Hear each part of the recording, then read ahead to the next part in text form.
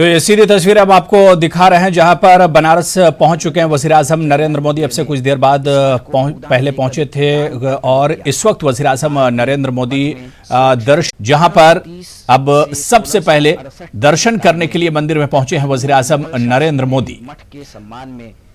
और आज कई बड़े प्रोजेक्टों का ऐलान करने वाले हैं। कर्नाटक के वजीर आला येडियुरप्पा को भी तस्वीरों में देख सकते हैं। इसके अलावा यूपी की गवर्नर आनंदीबेन पटेल और यूपी के वजीर आला योगी आदित्यनाथ को भी तस्वीरों में देख सकते हैं। तो 2020 का पहला दौरा है वजीर आजम नरेंद्र मोदी का अपने हल्के इंतखाब बनारस का, जहां पर लोग इंतजार कर रहे हैं। वजीर आजम नरेंद्र मोदी आज कई बड़े ऐलान कर सकते हैं। तकरीबन 30 प्रोजेक्टों का इफ्तिताह करेंगे। कई अहम ऐलान होंगे बनारस वालों के लिए।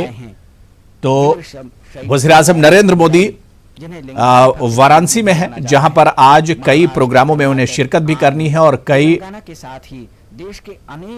तो बनारस के मठ में मौजूद हैं वज़ीर आज़म नरेंद्र मोदी, जहां पर आज कई अहम प्रोजेक्टों का ऐलान भी करेंगे वज़ीर आज़म नरेंद्र मोदी। और बनारस वालों के लिए करोड़ों रुपयों के लागत से बने प्रोजेक्ट का इफ्तिताह भी वज़ीर आज़म नरेंद्र मोदी करेंगे। तो ये सीधी तस्वीरें, राज तस्वीरें इस वक्त हम आपको दिखा रहे हैं।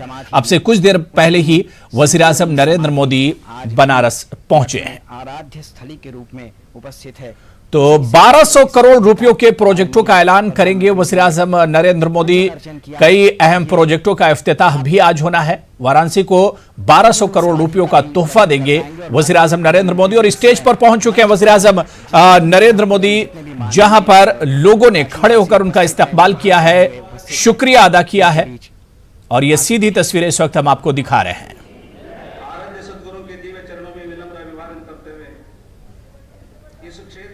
तो वज़ीर आज़म नरेंद्र मोदी आज अपने हल्का इंतखाब वाराणसी में है, जहां पर 1200 करोड़ रुपयों का तोहफा देंगे बनारस के लोगों को।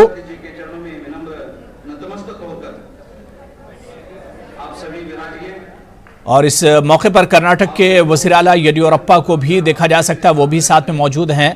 और यूपी की गवर्नर और यूपी के वज़ीर आला भी इस मौके पर मौजूद हैं। तो 2020 में वज़ीर आज़म नरेंद्र मोदी का बनारस का ये पहला दौरा है। पर उपस्थित इस मंच को जिन्होंने